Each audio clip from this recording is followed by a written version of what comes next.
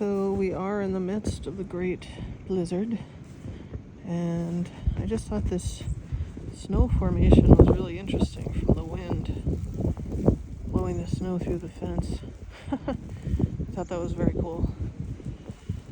But overall, we've got some very snowy conditions and windy, as you might expect, and it's building up fast. Travel is impossible, but aesthetics, winter aesthetics, are at an all-time high, and there are some birds enjoying some food. So, yeah, I hope you're having a lovely winter day wherever you might be.